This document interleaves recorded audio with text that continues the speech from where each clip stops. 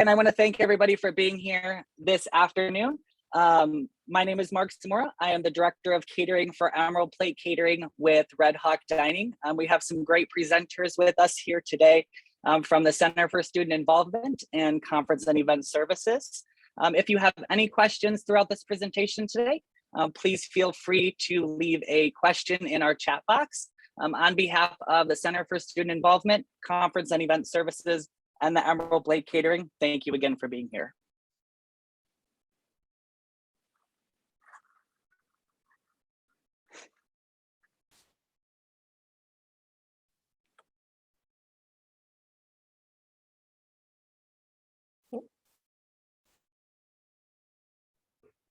Hello, everyone. We will go over the agenda really quick. We're going to talk about the land acknowledgement, and then CSIs will be looking at safety practices, guidelines, policies for events and meetings. And then the conference for and event services will talk about minimizing risk, community care in event planning, safer event space configuration, and event booking deadlines. And then Mark will talk about some of the Emerald Plate catering policies and deadlines, safety measures, food truck policies, and contact information. And then we'll finish our presentation with an open space for questions. Again, like Mark said, if you have any questions throughout this presentation, please feel free to put them in the chat and we will talk about them at the end.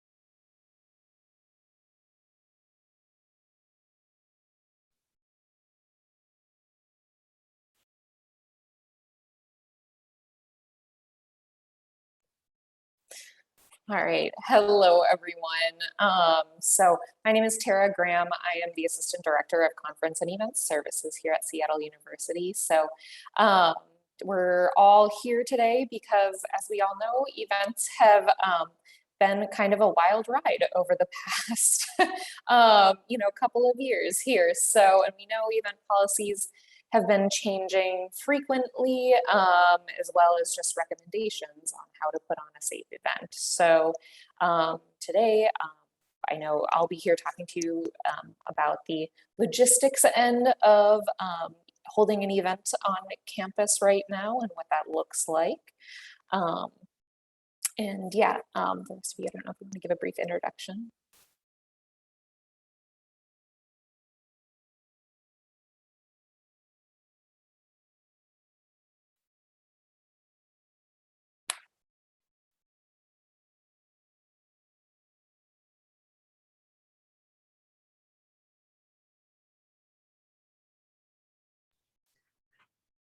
I think I already went through the agenda items, so we can move on to the land acknowledgement.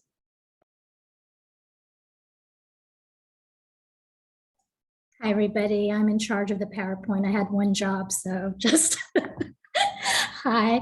Welcome, everyone. My name is Angel Ascension Reed. I'm an assistant director at the Center for Student Involvement, overseeing the support of our clubs on campus.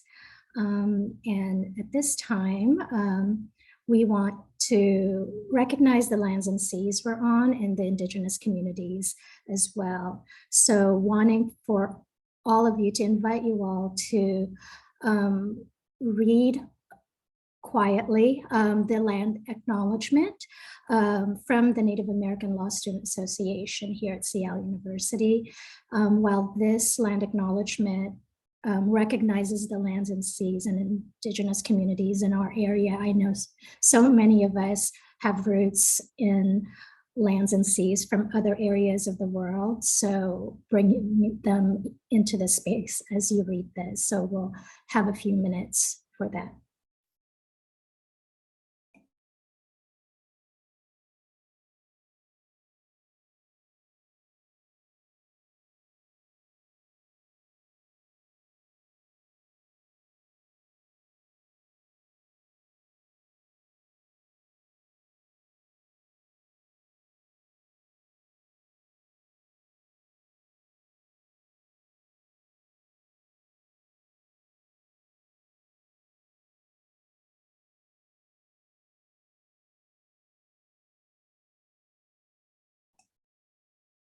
Thank you, and we'll be bringing you back into this space. The resources for Indigenous peoples are at our Indigenous Peoples Institute website here at Seattle University. Resources such as the Chief Self Club and the Seattle Indian Health Board and so much more on that website. So I invite you all to check it out.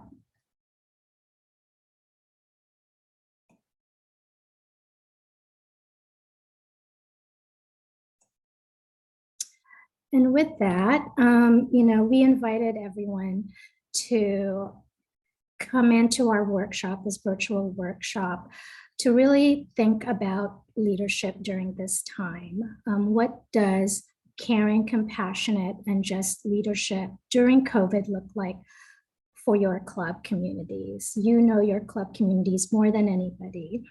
And also who the members are, who the systems at play are, and the community members, whether it's at Seattle University or beyond.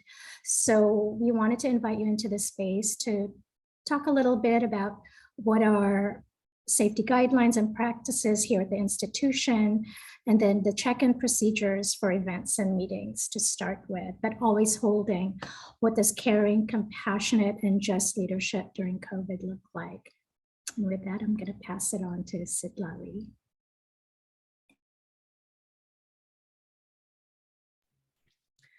So these are the institution guidelines for COVID that we are expecting everyone to be following.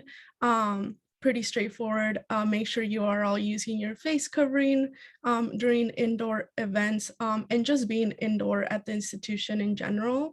And then the the Safe Start Health Check-in requirement that we all should be doing at the beginning of the day before coming into campus to make sure we are approved to be on campus. And that's something that during events, everybody should be checking that people that are there are following and are making sure they are healthy to be at the institution. And then COVID vaccines are required for all student, staff, and faculty, except those that have an exemption with the institution. And for visitors that are outside of the Seattle U, they should be providing you with the vaccination card before joining your guys' events. And then if they don't have that, they could provide a negative test COVID from the past, I believe, like 3 days or so. And then this also helps with, in case of there being a COVID spread, it could be reported to the institution and it could be sent out to those that were at the event. And that's why the checking in of the people at the event is so important, which Angel will be talking more about. Thank you, Sitlali. And with that, I recently emailed all of you the recent guidelines that the university communicated to all of the campus community members. And it's particularly definitely relevant to a lot of our clubs as you have meetings and events.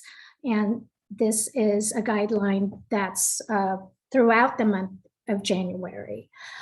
So what they're offering, just for a reminder, that events during January should be all virtual. And any on-campus events and meetings taking place in person are to be limited to 20 people or fewer, unless they're approved by your dean or division leader. Another thing that I know that I've been asked about are foods at meetings only, like with your community members. Sometimes it's snacks from the supermarket or any, those kinds of very informal gatherings. So we highly discourage it just because it's high contact and high risk, but at the same time, it's not prohibited to have at your meetings. So we are trusting that you are all practicing all the safety measures during this time. And again, to repeat what Sitlali mentioned, to make sure that your community members have their face coverings. Right now they're just recommending the KN45s, the triple layers, to be worn during your in-person gatherings, and making sure that hand sanitizers and that there are hand washing options that are available for your guests and participants as well. The next thing is actually an institutional requirement that rosters of participants and attendees at your meetings and at your events are taken for contract tracing and communication with potentially exposed individuals. So there are ways to do that through the Connect SU system. So if you bear with me, I'm actually going to try and walk you through this by skipping pages around. So let's see if I can do this. So I have up this event that we have right now, the Reimagining Your Club event. So if you in your club create events on Connect SU, you'll be able, the administrators of your page could go into manage event. And you've probably done this a lot at departmental check-ins for events and programs that you've attended on campus. And all you need to do is have a card swipe, which is usually a USB that you attach to your computer. So I recommend that you have dedicated officers or members of your club to do the check-ins for gathering and collecting the folks that are coming into your event. And then what you will do is track attendance. Click on that, and then click on swipe page, and you click on submit. And if this was in person, then we'd start swiping you in. I actually, we have, I think around 20 card swipes in our office at Center for Student Involvement and Student Center 350, and they look like this.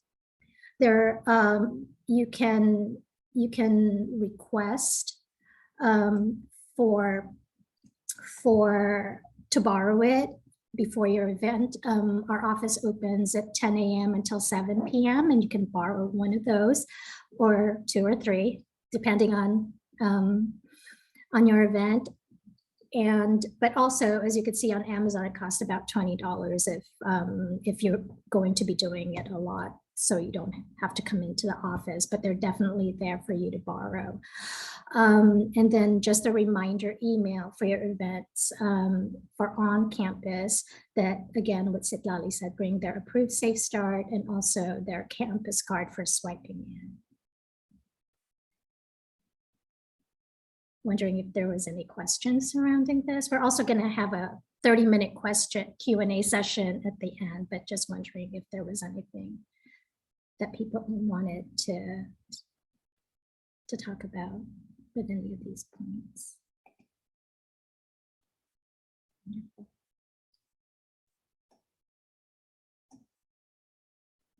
And with that, just wanting to take a pause about what Dr. Anthony Fauci quoted, as you think about your events and your meetings and being with your community, that now is the time to care about one another selflessly.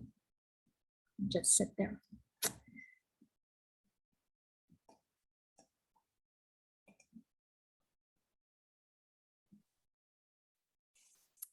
Okay, everyone.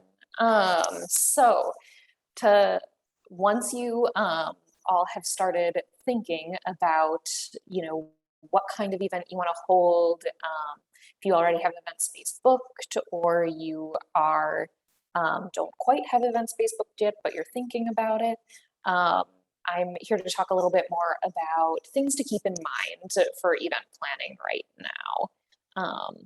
Angel, if you want to go to the next slide.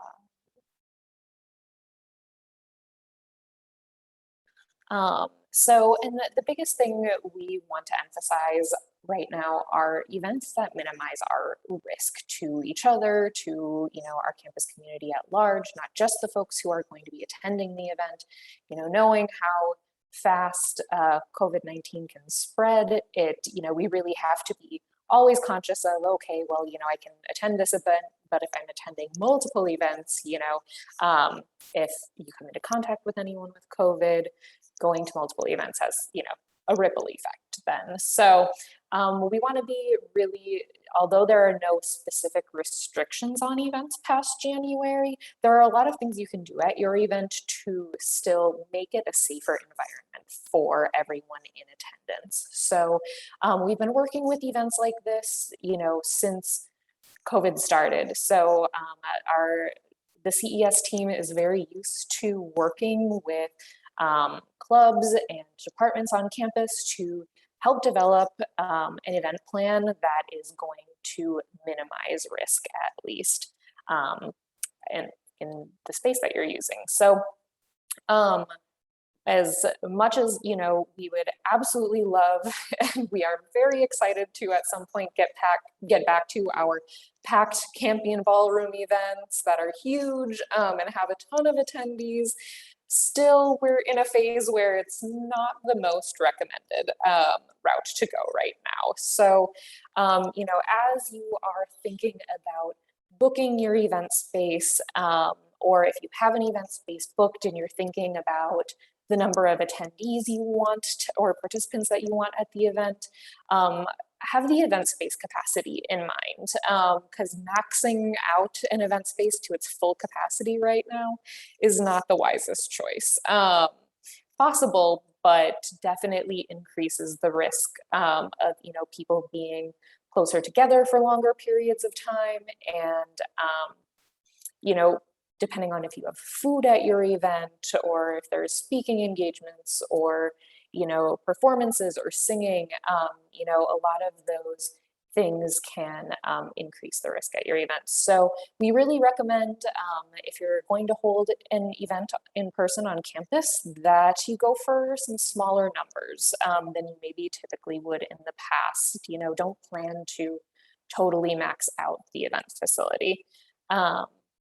And with that, be mindful of your event layout. Some layouts are better than others right now, also depending on what you're planning to do for your event. So like if food is going to be a large component at your event, we definitely recommend a seated event. So in these two different diagrams that I have here are just examples of what Campion Ballroom or Student Center could look like for a seated banquet, but with a more of a de-densified event layout. So there's only 6 people per table in this instance, and usually our round tables fit up to 8. So we've had a lot of events that have, decided to go down to only 6 people per table. Instead, the round tables are great too because they're 5 feet across. So you have a little bit more distance from everyone sitting around the table. We definitely recommend going this route instead of, in the past, we've seen a lot of events that have done like long rows of rectangle tables, kind of like cafeteria style banquet setup, which we don't recommend right now. That means our tables are only 2.5 feet wide. So you have people very close to you on all sides. So if you're gonna have food at your event, we definitely recommend our round tables and, decreasing the table capacity at each one. And also, there will be sometimes we've seen folks put on a lot of different like networking events or get to know you events where folks will have like tall bistro tables that are meant to be, more of a reception style event where everyone can be mingling, which is great. We're still happy to do that, but be mindful in those instances of when you have food. One of the great benefits if you have food at your event and everyone is seated, it's very clearly like, okay, as you're seated and you have your food, you can remove your mask to eat, but then it should go right back on. Of course, if you're standing up to go anywhere. With events where you're having a reception style event where you're mingling with each other, and if there's food, we've learned and we've seen that it's really hard to enforce the masks, you know, continuously being on, because it's just, you know, there aren't such defined areas where it's like I'm seated and eating and now I'm getting up and talking. It's, you know, so if you are going to have a reception networking event, I do recommend maybe sticking away from the food for the moment. Or if you will, going with something seated like either of these examples. Can you go back to the previous slide, Angel? Thank you. Also, limiting the need to remove face coverings at your events. So this, of course, is usually really the only reason folks should be removing their masks right now is to eat or drink. So again, this is why being seated at the event is, or having an event with food where folks are seated is the best choice. Also choosing your food options wisely. And I know Mark is going to talk more about this, so I won't go too into depth about that, but we're always trying to keep in mind how to limit high touch surfaces right now. So I know Mark will have some great options for that. Also, you know, I know with those two examples of event space layouts that we were just showing you, it had Campion with a capacity of about 210 people with 6 people per table at each of those rounds. That's obviously a lot lower than, or a lot lower capacity than Campion can typically hold. It's still, you know, definitely a recommendation to have it at that lower capacity. So consider a virtual component to your event too. If you can't have as many people joining in person as you would like, consider adding a virtual component. We have some options on campus for making your event hybrid, where you have the in-person component and a virtual component. And, you know, the options that we have in-house on campus are more simple. So, you know, we can have a camera pointed at the stage, for your event. We can also talk to you more about options for adding in that virtual component. But that's a great option for either folks who don't feel comfortable joining in person, who cannot join in person, or who are, you know, maybe coming down with an illness themselves, so also cannot join in person. Hybrid events are kind of the way of the future, we think. You know, I don't see the virtual components to events going away anytime soon. And especially while we're still in this, this time period where COVID is still a lingering concern. You know, we are lucky enough to be in a community where, you know, where vaccinations are pushed for students, faculty, and staff. But still we understand that not everyone is still comfortable attending huge events yet. So definitely keep it in mind, and talk to you if you are considering having a virtual component to your event. Make sure you reach out to your event coordinator that you're assigned to right away so they can start talking through options with you. And this last point of minimizing risk is more a minimizing monetary risk than health and safety risk. But one thing I do want to just make sure everyone is being aware of for your upcoming events, if you typically have conference and event service do any event rentals because we don't have something in-house, usually this is just in regards to lighting or sometimes some additional, maybe some additional speakers sometimes, but usually just lighting. Be cautious right now as you are potentially planning to rent from vendors right now. We have some great relationships with our vendors, but as we know, event guidance is changing continually. And, you know, unfortunately, sometimes we do have to reverse course and cancel events. When we have rentals from vendors, we have a lot, you know, we are paying an external company to come in and provide a service.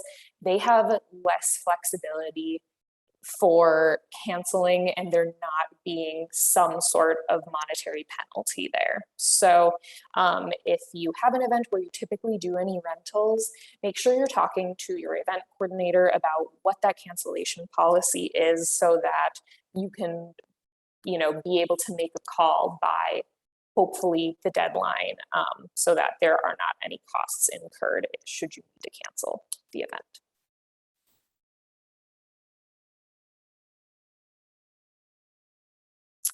All right, and then the last thing I want to emphasize is just our event booking deadlines. And deadlines right now are more important than ever. Many folks may notice that things are, you know, as we're all getting back up and running this year, things are moving a little slowly. So I really want to emphasize our event booking deadlines just to make sure we are able to provide you the support that you need. So for any flexible event spaces, so this is going to be your big event spaces like Student Center 160, Campion Ballroom, any space that we need to do any setup for, we do require 15 business days advance notice in order to book the space for you and also get you set up with an event coordinator who will go through the type of layout that you want for your event. This is also for any events, even like Piggott Auditorium, where that's not a flexible event space and that we don't come up with a room diagram necessarily because it's a fixed space, but you usually do have more tech needs in Piggott Auditorium because it's such a large space. So again, 15 business days for bigger events like that in our major event spaces.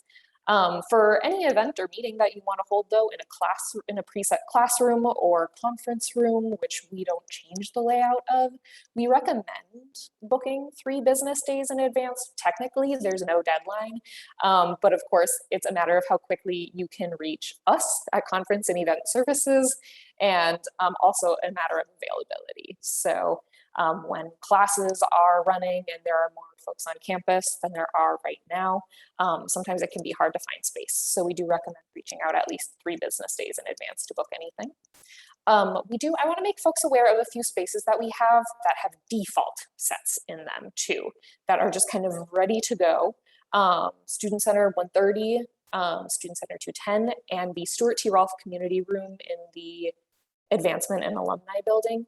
All 3 of those spaces have a preset layout. So, and it's a space that we can transform into a different layout if you need it, for which we would need 15 business days. Or if you just need it in its existing layout, you can use it really there's no deadline to booking it at that point then, as long as it's available. So just want to make sure folks are aware of that.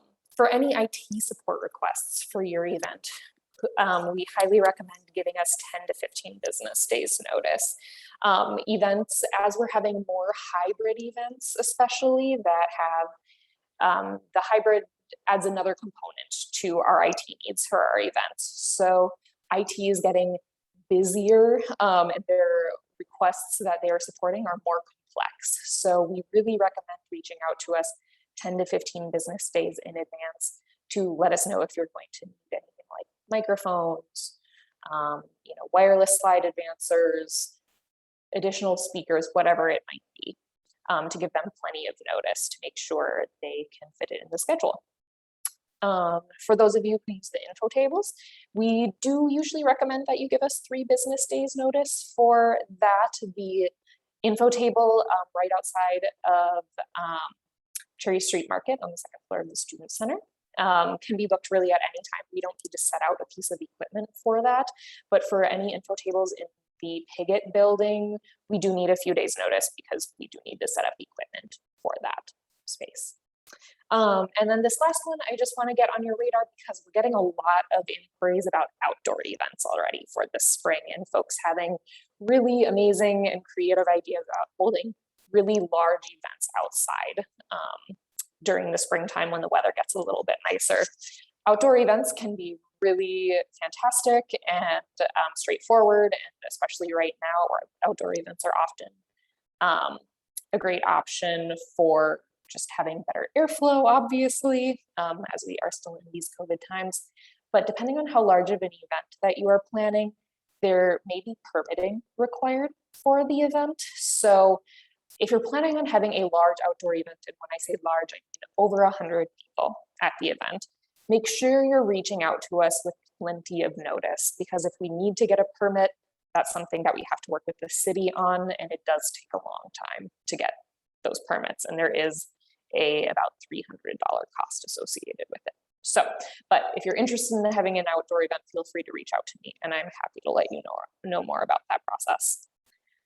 And lastly, so for those of you who have been booking events already, you know that all booking requests should go through the EMS web app.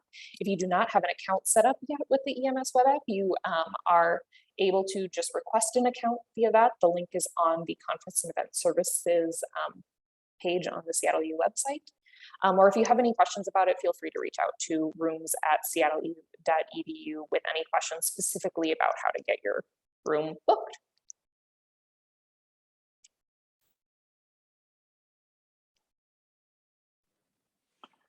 All right. Thank you, Tara. Good afternoon again, everybody. It's so nice to be here today to speak with all of you on catering and catering during these ever-changing times. Today, I'll talk a little bit about the different ideas we have in catering, food options, food trucks on campus. I'll talk about some policy updates and then just some general questions here at the end.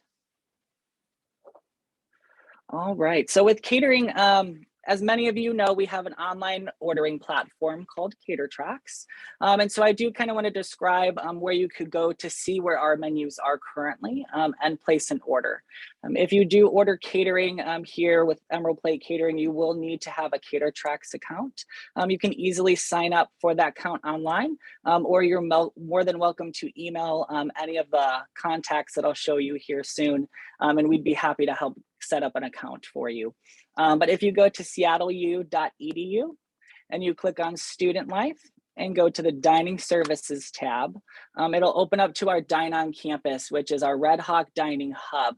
So it has all different options from meal plans, menus and hours, wellness and nutrition, catering, updates, and then more information about the Red Hawk Dining team. Under the Emerald Plate and SU Catering tab, if you click on the Emerald Plate Catering link, that would be there. That will bring up our catering homepage. And so there you can download a copy of our menu, see new up and coming items, and then there's also some contact information as well for you to view. Back home on the Red Hawk Dining homepage, under catering, there is a tab that says place your order today, and that will take you directly to our Catertracks website, which is where all catering orders are inputted. If anybody at the end would like me to email out, I'd be happy to send it to Angel so that way everybody can see exactly where to go to place your catering orders.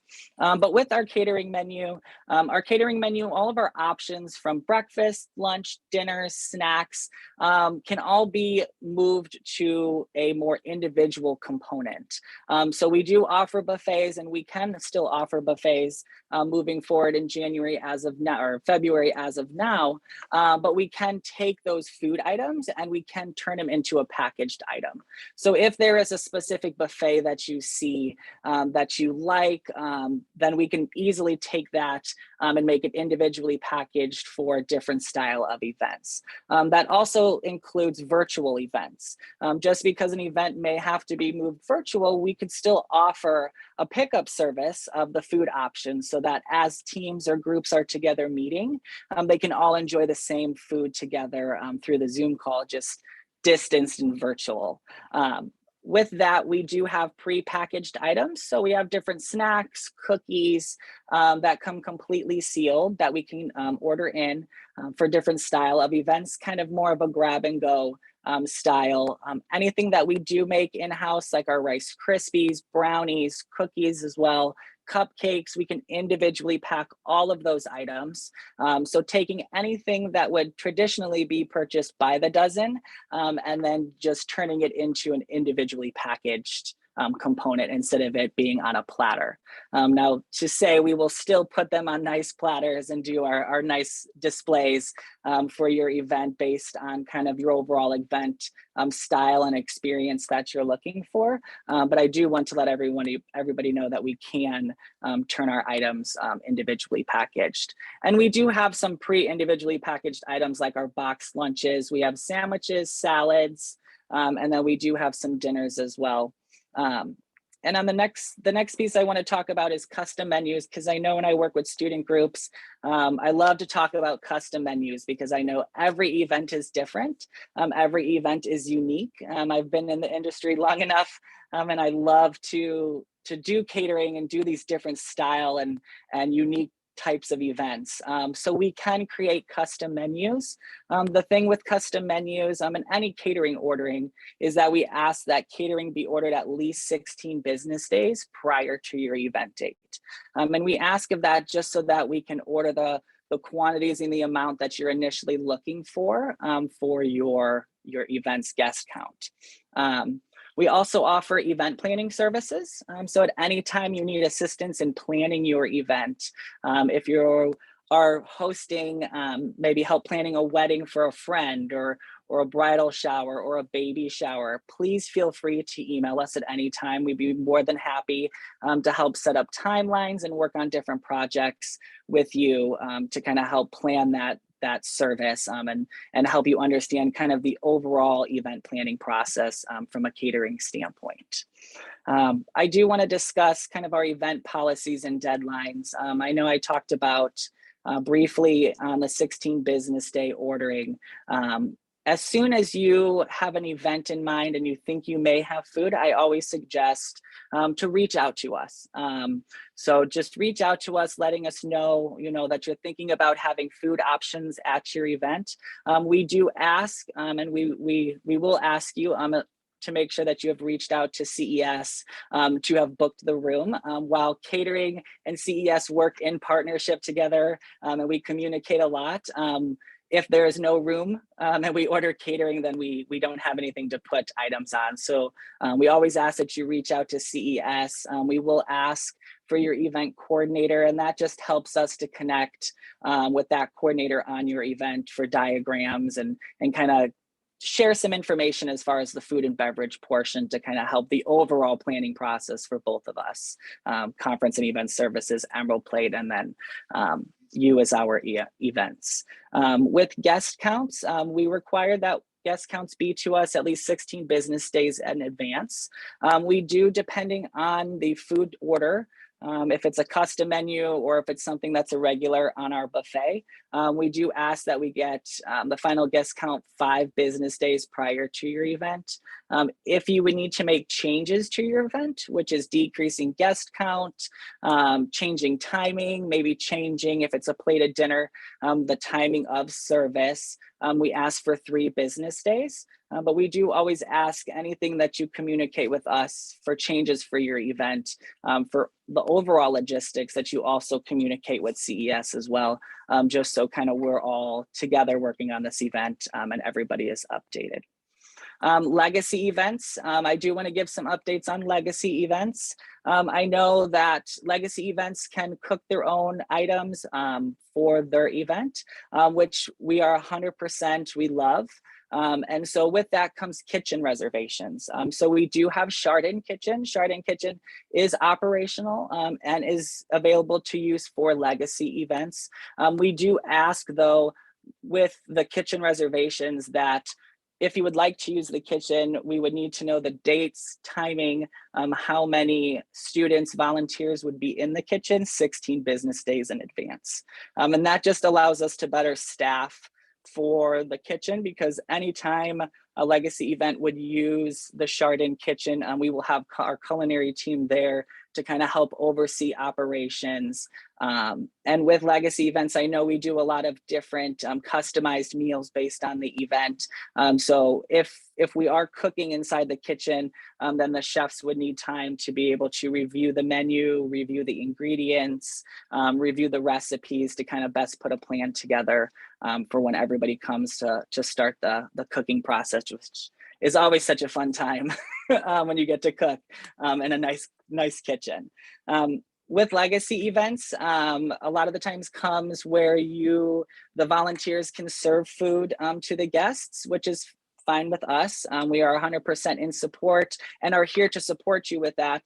But anybody that is serving here on campus in a public event or a closed event of a legacy style would need to get permits, and those are the Washington State food handler permits.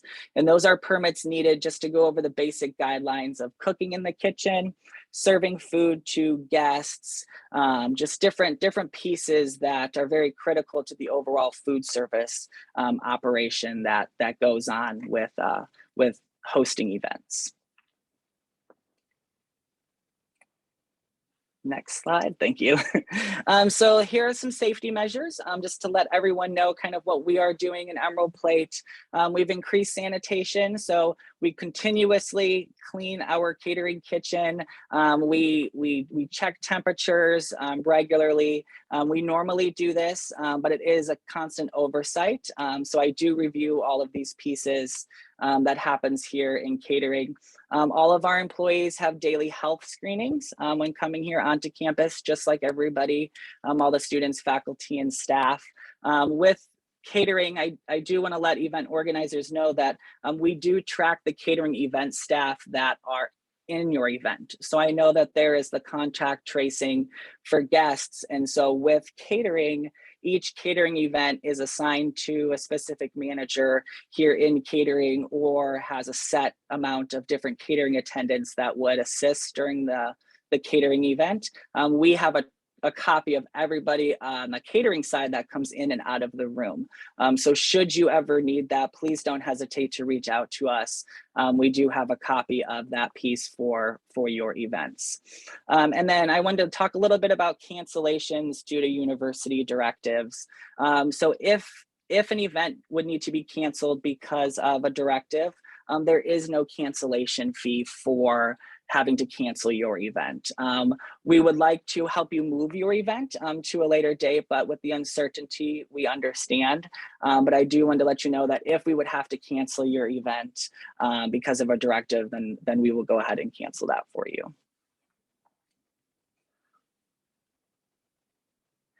All right, food trucks.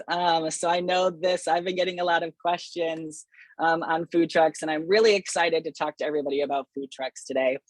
So I do want to let you know that yes, food trucks are allowed on campus here. So with food trucks comes a couple different things that I really did want to discuss today. So the first is the vetting process. So food trucks are a third-party subcontractor that work with us as food service and catering. So we will help you search and look for different food trucks in the local Seattle area. If there are any food trucks that you've seen or eaten at before, then you're more than welcome to let us know if you would like that food truck at your event. And we will work to kind of take a look at them, contact them to see how their operation works. With food trucks, it is very important that we connect CES with the food truck process because with food trucks sometimes comes extra electrical needs, water needs, and also locations on campus. So if you would like food trucks at your event and you are booking your event, I would suggest to let your event coordinator know that you would like food trucks, and then that you'll let catering know that you are going to talk to us about food trucks as well, just so we all understand. We know that this is an event that would like to have food trucks here on campus. I know there are certain areas here on campus that can have food trucks, cannot, and there are different weight requirements here. So I would definitely suggest to reach out to CES when looking for food trucks. With food trucks comes contractual requirements. So how the food truck process works is that Emerald Plate Catering would work with the student group or event group on searching for a different type of food truck, a food truck that you are looking to have here for your event. There is a list of different information that is required to have the food truck here on campus. And so what we would do is we would contact the food truck, we would ask questions, talk to them, and then we would generate a contract for the food truck. Now, Emerald Plate Catering or Red Hawk Dining would go into a contract with the food truck, not the student group or the organization. And that brings me to my next point of the payment process. So with food trucks, sometimes depending on the food truck, all food trucks are different. Some food trucks will require that that there be a deposit or that there be a minimum amount. And so what happens is that Emerald Plate will take care of the payment process for it. And the billing component of it would go back to the group with your GL code, just like a normal catering event. But I do want to let you know that depending on the food truck, style of food truck, and the food truck that has different needs, that if we would book a food truck and the event would have to cancel, there may come to play where that payment would still need to be paid, even if the event was canceled. And that's just because of the food truck. Like I'd said, each food truck is different. And so us here in Emerald Plate Catering will help you walk you through that process, talk to you about the process, talk to the food trucks. We can talk to the food trucks together and gather all the information to find out what best fits the need for the event that you're looking to hold here on campus. And then this here, this is just some contact information for everybody to know. So we are located in the Student Center. We're on the first floor of the Student Center in room 139, right next to 160. If you've been in that room, our little catering kitchen goes into 160. So please, at any time, feel free to come on down, say hi to us. Our office is right next to the kitchen. On there is our direct phone line and then our direct email. So if you have any questions regarding catering or looking to have catering at your event, then you can email sudiningservices@seattleu.edu. And then one of the team members on the catering team will be sure to get back to you. And I did want to showcase a couple of our frontline catering team members. Shannon Locklear, she is our catering coordinator. So if you ever call the main office phone, many of the times Miss Shannon will answer. So if you have any questions, she's wonderful. Jessica, she is our catering manager. You may see her kind of running around. She assists and helps with setting up the events and is your event contact to ensure that your event is running smoothly. And then myself, Mark, I'm here anytime you need anything. I love positivity. I love talking and getting to know students, to getting to know everybody around campus. This is my second quarter here. And I know during these times, all of us are learning together. And so I just want everybody to know that Emerald Plate Catering is here for you for anything you need. Any questions that should come up, please don't hesitate to ask us. There's actually a question on the group chat, Mark. Yeah. And it's asking what the timeline for food truck process before an event would be, like what timeline would you recommend? Definitely. I would definitely recommend at least 40 days prior to your event day. That will give us enough time to talk to the food truck, gather the information we need, create the different pieces of agreements that would needed to be, allow CES to kind of check the space with the food truck as well. So I would definitely recommend at least 45 business days prior to your event day. If you are, I will say, if you are having multiple food trucks on campus, so anything more than 2 events for food trucks for one event, I would definitely suggest to contact us as soon as possible. I would say roughly around 60 days would be the requirement for anything over 2 food trucks on campus, just because with food trucks comes a lot of logistics that I know, with CES and just different areas on campus.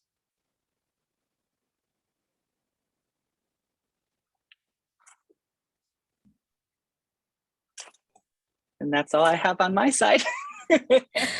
Thank you, Mark, and thank you, Sitlali and Tara, for partnering. They've been such steadfast partners for our clubs, for Center for Student Involvement, and we couldn't do this work, compassionate work with event programming without without Mark and Tara and all their teams there at CES and Emerald Plate Catering. But now is we set aside this time for everyone to ask questions for any of us, and I'm actually going to stop share so we can see each other and see what kind of questions you have. So I'll just open it up to the floor, or you can ask questions on on our chat there. And I know Siplali was collecting questions from Instagram today too. So I don't know if we want to start there. Maybe Siplali, if you got some. Yeah, there was no questions on Instagram. So so we'll just open it up to everyone on here if they have any questions. Thank you. Did anyone have any questions for Tara at CES, Mark, about catering or CSI with some of the policies and guidelines? Hi, I don't have any particular specific questions, except maybe just because we've got a great dream team here of people thinking about events, and maybe kind of wanted to run past you kind of our plans for our international dinner event and see if anybody has any ideas, or just confirm, like, does this sound like we're on the right path for this? So, we did had to postpone our event. It was going to be the end of January, and now we're planning on March 5th, still keeping it in Campion Ballroom. And so some of the things we've thought about for especially like food and that kind of being the biggest concern is trying to serve food to people in a to-go box, and then people still being able to attend the event. And we're kind of doing it like street fair market style, visiting booths and stuff, getting food, but not having people eat during the event inside, but allowing them to take it home and eat later. And I think also still doing obviously like Safe Start health check, maybe providing some N95s for people who come with just a cloth mask. But any other ideas of things in terms of like spacing out tables that we're having, or limiting the number of participants for an event where people will be kind of walking around, like, is there a number in mind? I know, Terry, you were mentioning like 200. Still, I think about that and it's like, that's a lot of people, and like, hopefully people will come and go at different times. So I don't know if anybody has any just thoughts, ideas around any of that. Yeah, it's so hard, I know. There's no magic number really for any of our event spaces, but in terms of spacing tables out, we've done a lot of different configurations. Like we can do both. Like we can decrease the number of people per table to 6, and we can further space the tables out. I still had in that diagram that I showed, it was 200 people, but that was with our pretty standard spacing in between tables. And obviously the whole ballroom was filled. So we could definitely increase the spacing more, which would of course decrease capacity a bit. So those are definitely options. So you can definitely, I'm sure you're, working with your event coordinator too, they can try to mock up some different options and what that would look like and how that changes your capacity. And in terms of mingling, I don't want to like discourage mingling at all with events. It's mainly the biggest concern we've seen with like having a reception style area where folks are more encouraged to stand up and mingle with each other. It gets challenging with food and just the mask usage. So if you're providing food for folks to take home and, making announcements that are maybe like, like we'll have food to go at the end of the event for you to take away, or, however you want to do that. If you're not going to have folks eating during the event, I think that's still totally fine to have folks mingling. And not seated. Does that answer your question? It does. Yeah. Thanks, Tara. I guess the other thing I think of is water is something we usually have at the event, but we kind of are like, well, I don't really want to give any excuse for people to take off their mask and be like walking around holding a cup of water with their mask off, right? So any ideas around that? Or do we just not provide water for people? I don't know. Personally, if I think water should be fine, that's still limiting it. They're not eating and drinking and everything, and I think always providing water at events is a good idea. You never know if anyone starts, feeling faint or just parched. Our event spaces can get a little just stuffy at times. So I definitely, I think you'd be fine with just having water, and I think folks would definitely appreciate having a beverage. Cool. Okay, thank you. Yeah, and to kind of go more on the water side, and the food side. With the water side, we can definitely split up the water station. So if it would be in Campion Ballroom, there could be one in the ballroom, but then maybe we can use the area where the student desk is. We can use the outside area for as people and guests are leaving, just to kind of break up the crowding of around the food and beverage areas. And then with the food option, we can definitely look at different food choices that would hold well for attendees to grab as they're leaving to go home, and look at just different options. We can do packaged options. We can take, different custom styled menu options and turn them individually so they're packaged and they're not grabbed with tongs or touched. So it's just, the food is completely sealed. So. Okay, great, thank you.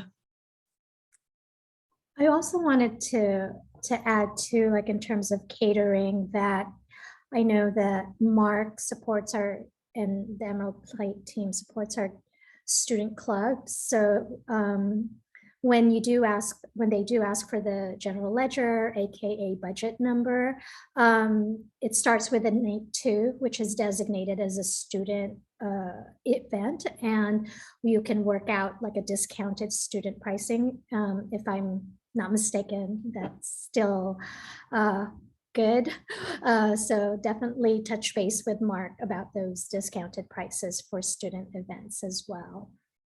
And then also I'm going to invite actually our Associate Director from Center for Student Involvement to talk about the student club funding or appropriations process, and how virtual programming for clubs, if it's all going to be fully virtual, all of that, what the process is. Here's Marisa. Hi, everyone. Thank you for letting me talk for a hot second. Just to talk about appropriations. We're so excited that we still have funding to provide for clubs and organizations that are looking to host events on campus. All that we ask is that you reach out to our Vice President of Finance. I'll be sure to drop their email in the chat. Through the appropriation process, we'll ask you to submit a application, just breaking down what you're purchasing, how we're supporting your event, what that looks like. If you're asking for, I believe, less than $2,000, we review it and the committee will vote on approval. Anything more than that will require a presentation to either the committee or to SGSU. We're super excited. I think we've been able to provide funding for 6 clubs thus far, anywhere from a food crawl event to traveling for a conference. So if you and your organization are looking for additional funds for any events that you're hosting on campus, or looking to attend a conference for your club, please take advantage of the money that is available to clubs and organizations. I'm also excited to share that we are in the process of purchasing A-frames and pop-ups that clubs will be able to check out from CSI. SGSU is looking to purchase those and have them available for clubs so that you all have access to that to put in front of your event or use in case it gets rainy and you're tabling outside. We want to make sure that you have access to some of those resources to help you all have the best experience you can as student orgs on campus. Again, I will drop the email to the SGSU Vice President of Finance in the chat, but I'm super excited to see how creative you all are. This is also my second quarter at Seattle U, and it has been a fun ride thus far.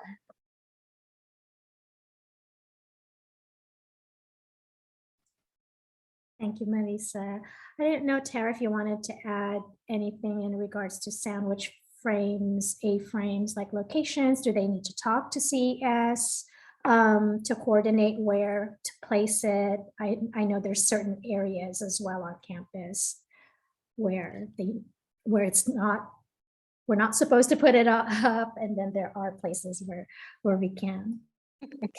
Yeah, and in CES, we also have sandwich boards available for groups to use too. We do, we unfortunately seem to, quite a few seem to have wandered off during the pandemic for one reason or another, you know, it happens. So we have a more limited amount than we used to, but we still have about 20 in our inventory. And we're not super sticklers about where they can be placed on campus, actually. The main thing is like, just basically like, don't block the entrances and exits to doors on campus. Or, you know, we of course don't want to put any like that would be blocking ADA accessible paths at all on campus. But for the most part, we're willing to put them just about anywhere. The thing I will say about the ones that we have in CES is we can really only give them out for like day of signage, not so much for advertisement in advance, just because we do have so few that we just don't have enough to be able to provide them for advertising your events as well. So, but definitely you can work with us, you know, whether you have the A-frames, whether you get them from CSI or from us, you can work with us we can place them out for you essentially. You just have to let us know where you would like them. Also, if you want recommendations on where to put them, we've put signage out for tons and tons and tons of events, so we can definitely help with a plan for signage. And the one thing I will say I really encourage too is, you know, I totally get if you want to put out event signage saying, you know, like our event is happening today, like great, but we're trying to move away from putting out directional signage like Piggott building this way or more generic signage like that. Campus has made a huge effort over past years to put up like beautiful, like branded signage on campus that points you to the different buildings around campus. So we're happy to put out things like that are event specific. And even if it says, you know, event this way in the Piggott building or whatever it is, that's great. We're happy to do that, but we are steering away from just the more generic building signage. I like that. I remember the days of directionals and we would be like, is it this way? Which way is the arrow going? Right. That way it's always so difficult because inevitably you end up printing signs with the arrow going the wrong way. And yeah, I've done it too. But I'm really excited and grateful for student government too for purchasing those extra A-frames because they are a pretty penny. They come far and few in between. So please share and extend our gratitude to SGSU with that, Marisa. Wondering if there are other questions for us.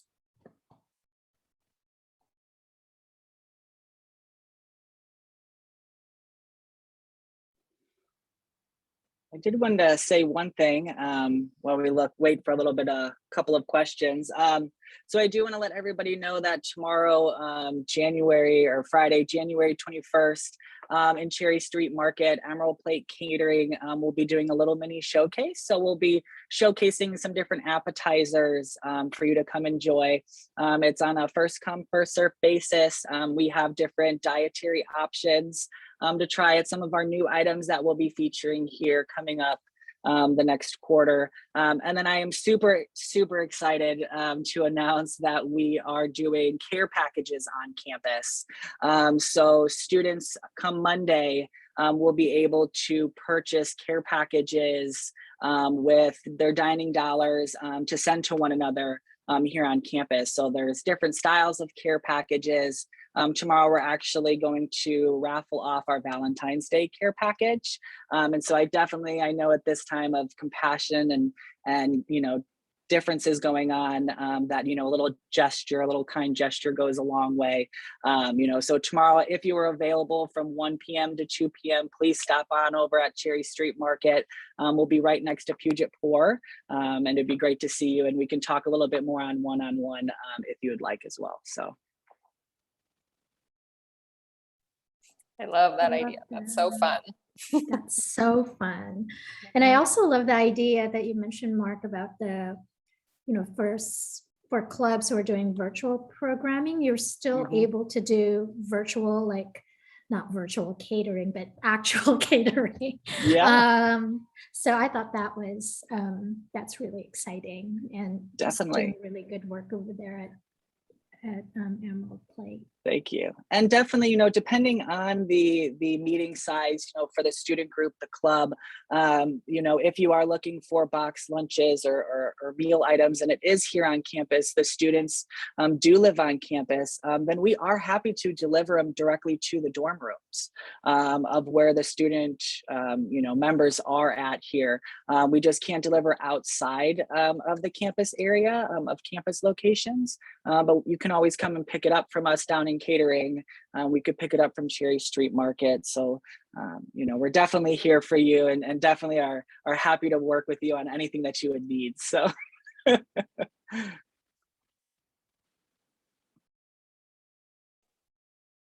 And if anyone left on the call is having,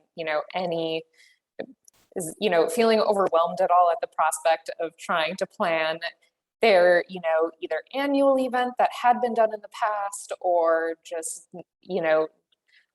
would like some advice on how to even get the event planning process started for this year while keeping everything in mind that we've talked about, like, please feel free to reach out to me. If you're already set up with an event coordinator from CES, from our office, feel free to reach out to them. But also, I do recognize that some of our event coordinators, as they, if your event is coming up like at the end of April or May, our event coordinators may be a little bit slower to respond right now as they're working on, events coming up right now in February. So if you're ever looking for any guidance, and my team knows this at CES too, like, please feel free to reach out to me. I'm happy to set up a virtual meeting to help walk you through what your options could be and what event spaces might work well for you. So yeah, please don't hesitate to reach out. We've all, had to get creative during COVID here with events, and we're so excited that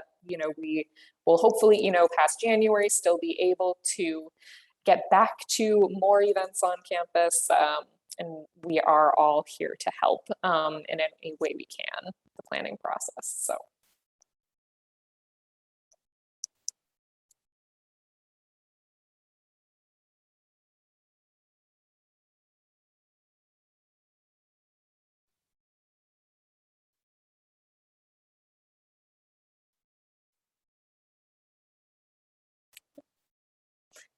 If there are no other questions, can let everyone go. Yeah, and Angel, you're going to be posting the video too, correct? Yeah, so we're going to be posting the recording of this because I know there were a lot of folks who weren't able to join for various reasons. And so definitely going to send out the link. It's going to be on our CSI YouTube channel. And also with that, hopefully I'll gather the roster at the Zoom and also just send some of the links that we've been mentioning, as well as our contact information.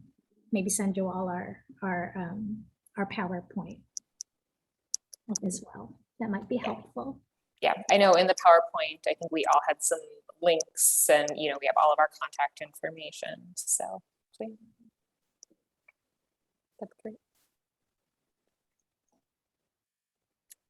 Excellent. Well, thank you everyone for joining us today. Thank you so much. Thank you, everybody. Thank you, Tara, Mark, Sitlali, for partnering. And thank you, all of you. Always great. Thank you. I'll stop recording.